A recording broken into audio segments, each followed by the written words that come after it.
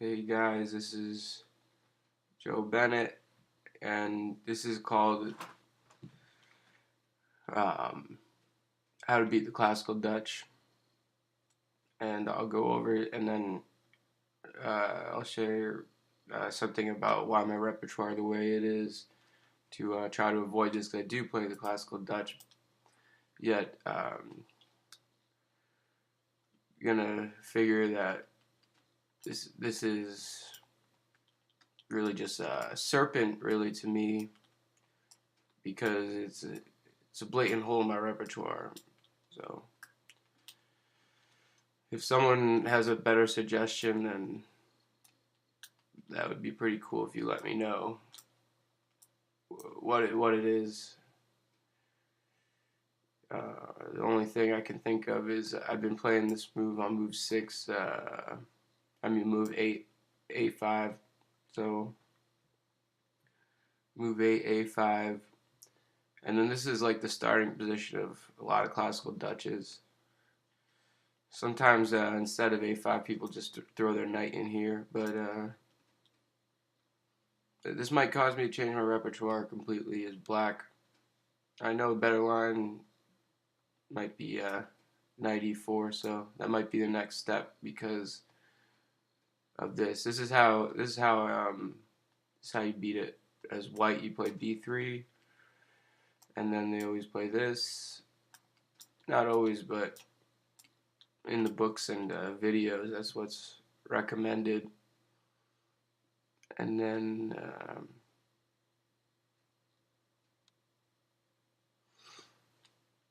oh wait, no, that's not it. What am I talking about? Well, that is a good line too, actually. With precise play, I think white gets a tiny advantage. But what I'm talking about is rook e1, knight here. So I think I'm going to cut a5 out of my repertoire. But rook e1, knight here. And then they play queen c2. And there's two things on the knight. So the knight trades. And then knight c6. And part of the tactics here is e4 isn't a good move. That's why a lot of humans loses white with this because we could play e5. It's just a tiny sideline. It's not really something that someone good is going to play because then black has this skewer um, to watch out for. So even if they play this, you can still do that because the rook's coming down. So I think there's some flashy stuff that people are in pursuit of there. Yet it's really not the best. Technically, right here, um, white white can just do this and take the pawn, and it's a pawn gambit. And the rook's pinned right now, so there's no crazy knight flying across the board. So even if you do this retreat, and I don't I don't think it's that good for black. I mean, you can get this, but there's no way to prevent b4. So even here, b4, and the knight's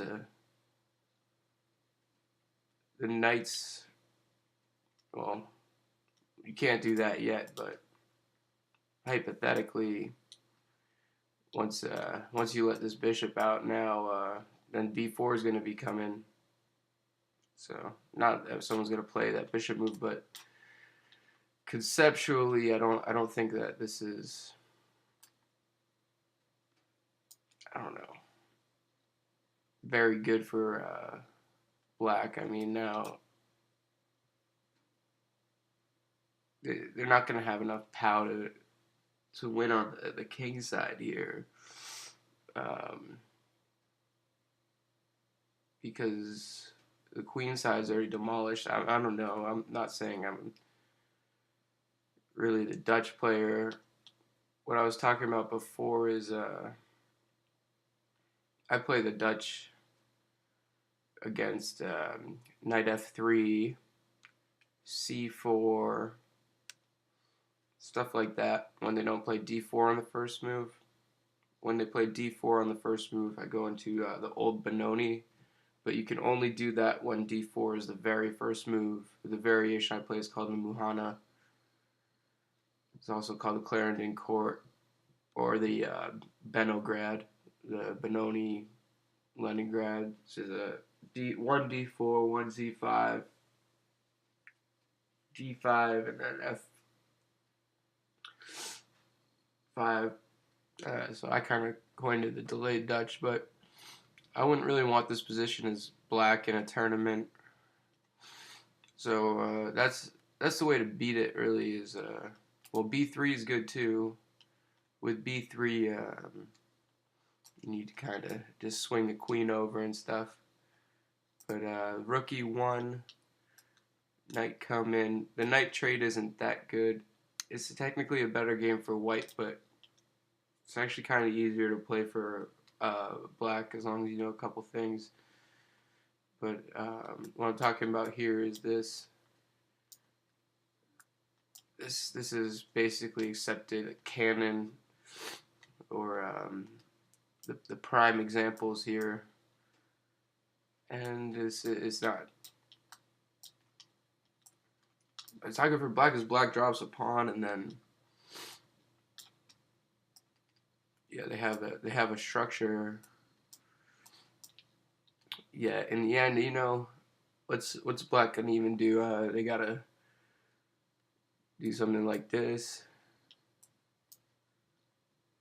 and then if they don't do the other line, I kind of touched. This is hard, so we're going for a totally crazy attack. Like they could even just trade off a bishop here. Well, that wouldn't be that bad, but even just developing here, they already ate one of my pawns, so they're up material. And then what, we gotta go on some crazy attack. You know, just kind of going through this quick. If anyone can tell me that like this is good to play, I don't know. I mean, it's okay, but some difficult things here, and move like g5. I mean, if a human finds h3, then that's good. They probably a lot will, and then you know, white's got a big advantage here. That's more than half a pawn. I know the advantages are jumping around each way. I just don't think that there's enough pow again on the king side to attack when someone knows how to defend. I mean,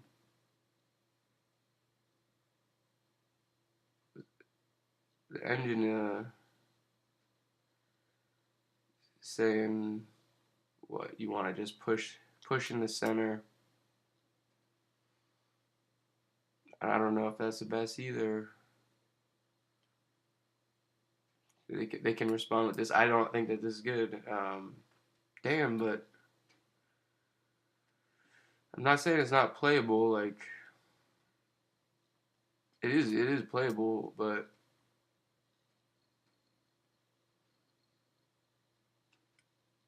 it's really weird how the advantage is. Maybe I'll keep playing it. Maybe I'm an idiot because computer misevaluated this. So there we go. But how are you gonna keep going here? Like you gotta look at the depth and let that increase.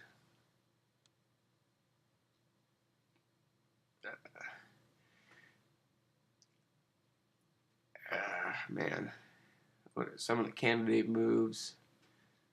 So they were calculating. Queen come back to f7. Definitely not playing that. That's not the move. something like bishop f6 is good. a4 b6, that's attacking this pawn, and then they're moving a queen to defend it. This could be okay, but then another thing is this. First, they're coming out here. See, I think that e7 f6 isn't as strong because of that. You see how much the advantage gets lapped up. Oh yeah, it's going to like a pawn. Okay. A lot of these classical Dutch, I don't know, it's funny, it's really difficult to actually put it in an engine sometimes. I know. It's why I'm going for this. So they got to defend with this. Anything else doesn't make sense to defend the d pawn. Let me see. This one line might be the saving grace.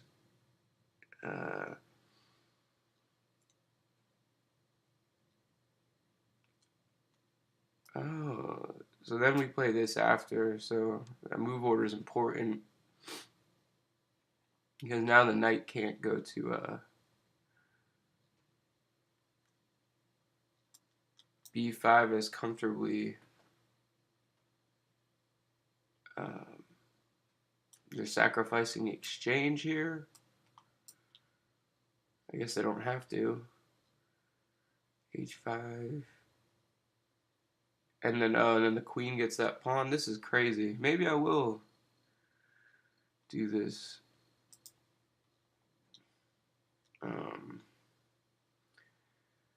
So why was that move order so important? You know, like, what if you just do the bishop right away, knight here, and then I come down to take?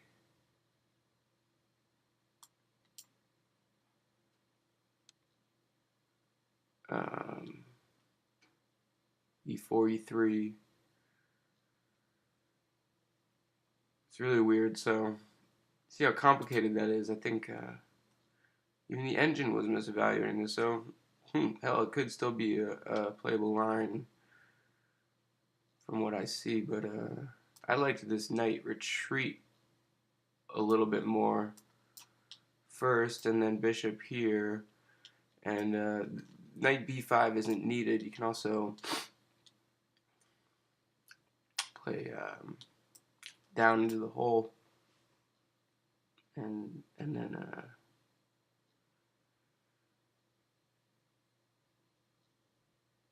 how in the world is approaching equality here?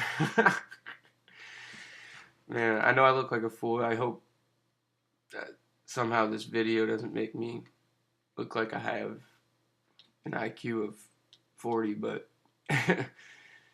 it's just so strange. So the knight's still jumping in, and they're still giving up the exchange in these lines. So let's say they don't do that crazy d4, e6 move. So these knight moves are ruled out. We wanted this, this, this, and then none of these knight moves. D2, c3. That looks like a really good move. Okay. And then here we still got equality. Man, that a5 move on move 8, that's tough as nails in the end. Possibly this isn't a serpent that I have. I don't know. That was the weirdest pawn game I've ever seen. Now it's equal at depth 19. With all things to attack the bishop just again. Alright, so the bishop moves there, then you jump back with the knight, try to get the bishop pair. It's about equal. But another important move, I guess, besides either this knight move or bishop move. We got no other candidate moves for the computer. But as a human, let's say we say, okay, whatever. They're trying to pin my rook. Well, that's already defended. My knight's not defended. I know e3 can help in a lot of situations, yet it's going to block this. I don't see any other candidate moves.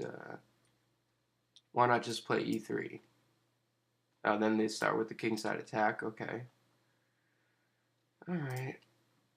Well, man. Alright, maybe this isn't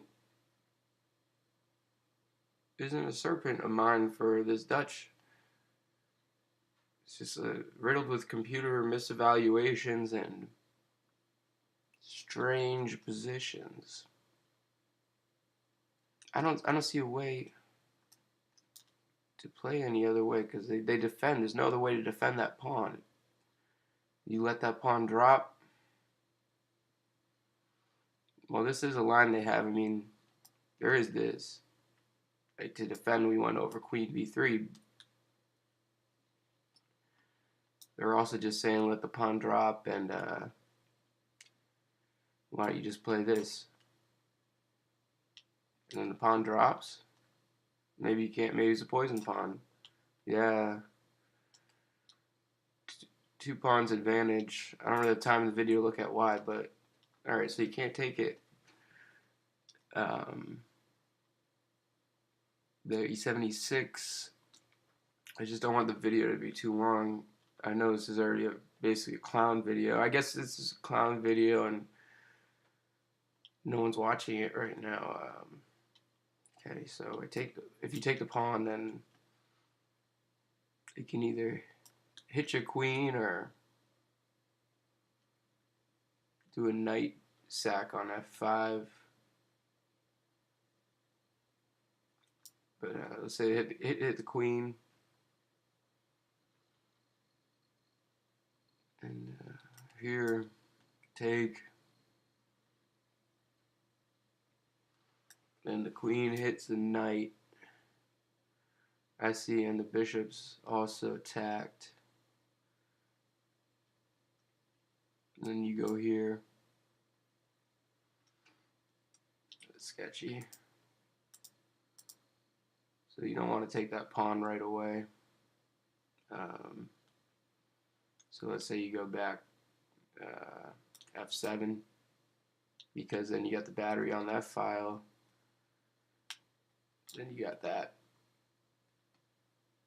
This knight coming in. Trade. And at the end of it, white's dominating. So you can't take that pawn. You jump back. And then they play a4. And so we got target on the a file. We said don't take the pawn because they got g4 and other things like knight takes f5. Okay. So what do they got? Oh, they want to pin the knight first. So just pin the knight first because there's a lot of tricks and combinations that involve this knight at the end of the combination, dousing out the attack on the king side. So if the knight's hosing the attack on the king side, then let's just pin it here. And they're still sacrificing the exchange. No one's going to do that. d2, c3. It's an enigma. We can't take here, but we can take here. Okay, yeah. No human's going to want to play that.